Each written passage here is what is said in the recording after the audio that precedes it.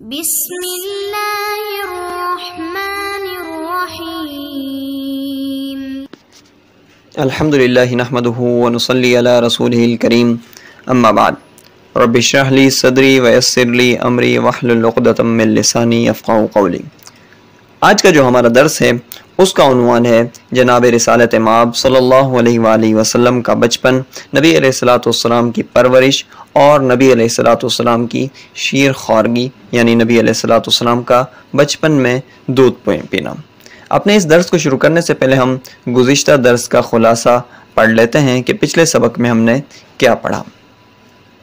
پچھلے سبق کا ہمارا جو عنوان تھا وہ تھا نبی کریم صلی اللہ علیہ وسلم کی ولادت اور اس زمانے میں اس وقت پیش آنے والے کچھ اہم واقعات، جس کے حوالے سے ہم نے چند روایات پڑھی، جن میں سب سے پہلے حضرت عائشہ صدیقہ رضی اللہ تعالی عنہا کی روایت ہے، اس کے بعد حضرت فاطمہ بنت عبداللہ رضی اللہ عنہا کی روایت ہے، اور اس کے بعد حضرت ارباز ابن ساریہ رضی اللہ تعالی عنہ کی روایت نبی علیہ السلام کی پیدائش کے وقت پیش آنے والے خاص واقعات سے متعلق تھی۔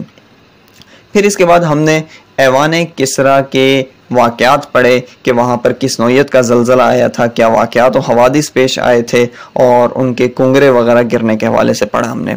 علاوہ ازیں ہم نے 1000 سال سے فارس میں جلنے والے آتش کدے کے بجھ جانے کے بارے میں بھی پڑھا کہ نبی علیہ السلام کی ولادت کے وقت یہ خاص واقعہ پیش آیا تھا۔ اس کے علاوہ جنات کا آسمان دنیا کی طرف جانا اور وہاں جا کر ان کا خبریں لینا اور آ کر لوگوں کو بتانا، یہ سارا کا سلسلہ موقوف ہو جانا، یہ بھی نبی علیہ السلام کی ولادت اور اس زمانے میں پیش آنے والے واقعات میں شمار کیا جاتا ہے، جنہیں ارہاس کہا جاتا ہے۔ اب ہم چلتے ہیں اپنے سبق کی طرف، اور دیکھا جائے تو آج کے ہمارے سبق کے 3 حصے ہیں: نبی علیہ السلام کا بچپن، نبی علیہ السلام کی شیر خوارگی، نبی علیہ السلام کی پرورش۔ تو سب سے پہلے ہم نبی علیہ السلام کے بچپن کے بارے میں بات کرتے ہیں کہ جب نبی علیہ السلام بالکل چھوٹے سے تھے اور نبی علیہ السلام پیدا ہوئے۔ گزشتہ درس میں بھی نبی علیہ السلام کی تاریخ پیدائش کے حوالے سے مفصل گفتگو ہو چکی ہے، اور یہ یاد رکھنا چاہیے کہ نبی علیہ السلام جب اس عالم رنگ و بو میں تشریف لائے تو اس وقت نبی علیہ السلام کے والد محترم کا انتقال ہو چکا تھا، اور نبی علیہ السلام والد کی طرف سے یتیم پیدا ہوئے تھے۔ تو نبی علیہ السلام کی جو دیکھ بھال اس وقت کرنی تھی، یقیناً نبی علیہ السلام کے جو جد امجد اور نبی علیہ السلام کے دادا وغیرہ تھے انہوں نے کرنی تھی۔ تو جب نبی علیہ السلام اس دنیا میں تشریف لائے اور جناب نبی علیہ السلام کی والدہ محترمہ بی بی آمینہ نے یہ عبد المطلب یعنی نبی علیہ السلام کے دادا کو خوشخبری سنائی کہ عبداللہ کا پوتا ہوا ہے، تو عبد المطلب کی سرور اور عجیب کیفیات ہو گئیں ان کو دیکھ کر کہ میرا بیٹا، اور چونکہ عبداللہ جو تھے نبی علیہ السلام کے والد، وہ جناب عبد المطلب کے سب سے چھوٹے بیٹے تھے اور سب سے چہیتے بیٹے تھے۔ گزشتہ دروس میں ان کے ذبیح اللہ ہونے کا واقعہ بھی گزر چکا کہ کیسے وہ ذبح ہوتے ہوتے بچے تھے، جس کی وجہ سے عبد المطلب کی ان سے خاص تعلق کی سی کیفیت پیدا ہو گئی تھی۔ اور جب عبد المطلب کو ان کے انتقال کی خبر سنی تو عبد المطلب بہت زیادہ غمگین ہو گئے تھے، اور اس پر عبد المطلب نے اشعار وغیرہ بھی کہے تھے۔ تو اب جب عبد المطلب کو پتہ چلا کہ میرے اسی چہیتے بیٹے عبداللہ کے ہاں ایک بچہ پیدا ہوا ہے، تو عبد المطلب سرور کی کیفیت میں بھاگتے دوڑتے آمینہ کے گھر تک پہنچے اور جناب نبی علیہ السلام کو ان سے لیا اور بہت زیادہ خوش ہوئے، اور لے جا کر نبی علیہ السلام کو خانہ کعبہ میں لے گئے۔ اور کچھ دنوں بعد، تقریباً 3 دنوں بعد، نبی علیہ السلام نے جناب عبد المطلب نے نبی علیہ السلام کی پیدائش کی خوشی میں عقیقہ کیا،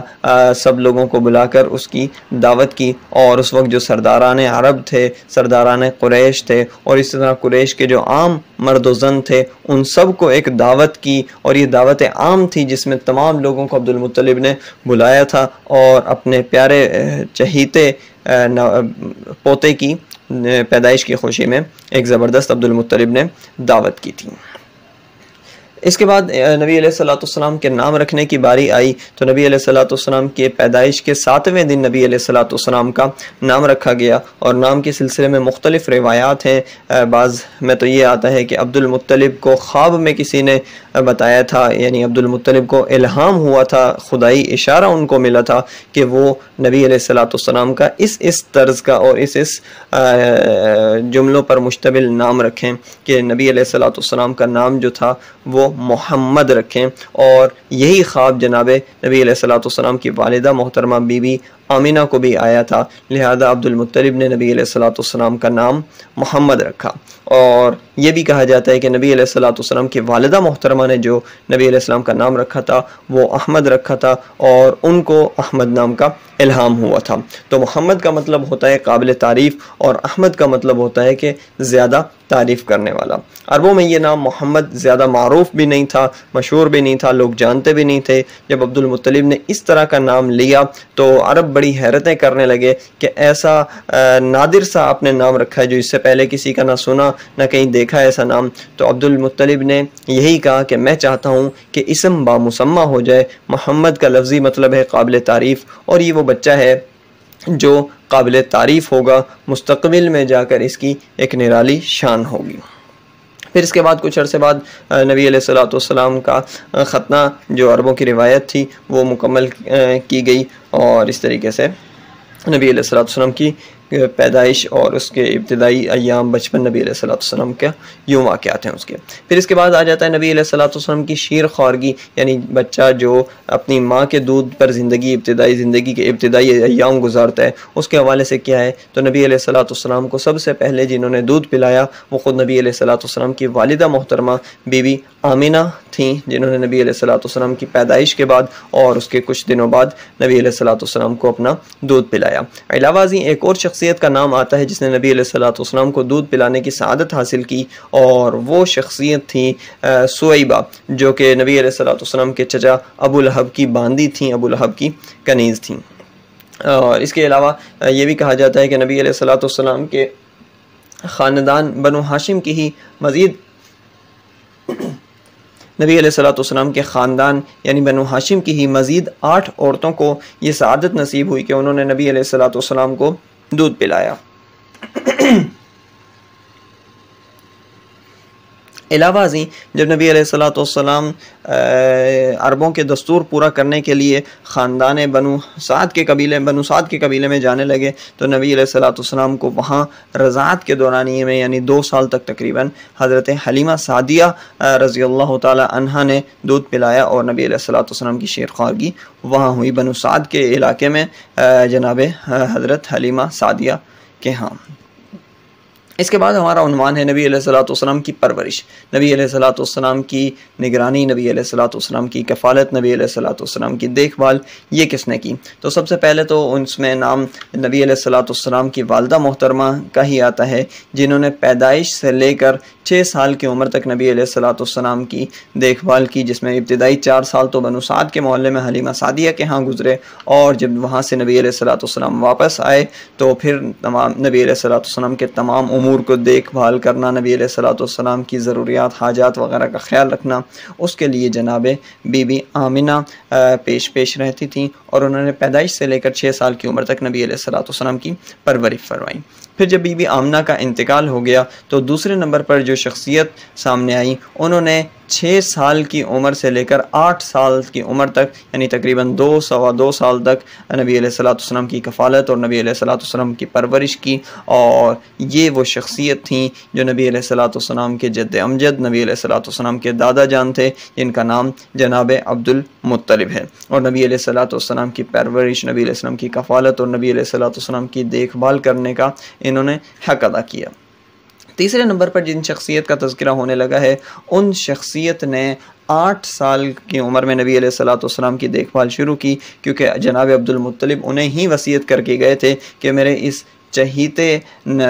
پوتے کی دیکھ بھال اور اس کی ضروریات کا خیال اب آپ نے رکھنا ہے، تو انہوں نے 8 سال سے لے کر اپنی عمر کے آخری سانس آخری لمحے تک یہ وعدہ نبھایا اور نبی علیہ الصلوۃ والسلام کی دیکھ بھال کی۔ اگرچہ نبی علیہ الصلوۃ والسلام جب بالغ ہو گئے، جوان ہو گئے، تو پھر تو ظاہر سی بات ہے کہ خود مختار ہو گئے، لیکن یہ وہ شخصیت تھیں جو اپنی زندگی کے آخری ایام تک نبی علیہ الصلوۃ والسلام کے ساتھ سپورٹ کرتے رہے، نبی علیہ الصلوۃ والسلام کو تعاون کرتے کرتے رہے اور نبی علیہ الصلوۃ والسلام کے تمام امور میں دیکھ بھال کرتے رہے، اور اس عظیم شخصیت کا نام ہے خواجہ ابو طالب، جناب ابو طالب، جن کے ایمان لانے اور نہ لانے کے متعلق اگلا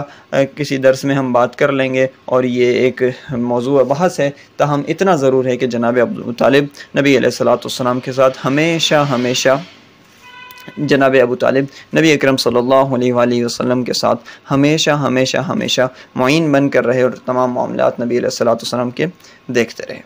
تو اس طریقے سے ہمارا الحمدللہ آج کا درس مکمل ہو گیا، جس میں ہم نبی علیہ الصلوۃ والسلام کے بچپن، نبی علیہ الصلوۃ والسلام کی شیر خوارگی اور نبی علیہ الصلوۃ والسلام کی امور کے متعلق ہم نے پڑھا۔ آج کے درس کا خلاصہ ایک مرتبہ پھر اعادہ کر لیتے ہیں، اس کی دہرائی کر لیتے ہیں کہ ہم نے اپنے اس درس میں نبی کریم صلی اللہ علیہ وآلہ وسلم کے بچپن کے بارے میں پڑھا، اس کے بعد ہم نے نبی علیہ الصلوۃ والسلام کے عقیقے کے بارے میں پڑھا کہ جناب ابو طالب نے پیدائش کی خوشی میں تمام قریشیوں کی جو دعوت کی تھی۔ پھر ہم نے نبی علیہ الصلوۃ والسلام کا نام رکھنے کے متعلق پڑھا کہ نبی علیہ السلام کا نام دادا نے محمد اور والدہ نے احمد رکھا، اور اس کی وجہ تسمیہ وغیرہ پڑھی۔ پھر ہم نے نبی علیہ الصلوۃ والسلام کی شیر خوارگی، یعنی کسی بچے کے جو دودھ پینے کا دورانیہ ہے، اس کے متعلق پڑھا کہ کس نے یہ عظیم سعادت حاصل کی اور نبی علیہ السلام کو دودھ پلایا۔ پھر اس کے بعد نبی علیہ الصلوۃ والسلام کی پرورش کے بارے میں ہم نے پڑھا کہ نبی علیہ الصلوۃ والسلام کی پرورش مرحلہ بمرحلہ، لمحہ بلمحہ کن معزز ہستیوں کو حاصل کرنے کی سعادت حاصل رہی۔ تو اس طریقے سے یہاں پر جا کر الحمدللہ ہمارا درس مکمل ہو جاتا ہے۔ جزاکم اللہ خیرا، سبحانک اللہم وبحمدک، واشهد ان لا الہ الا اللہ وحدہ لا شریک لہ، واشهد ان محمدا عبدہ ورسولہ۔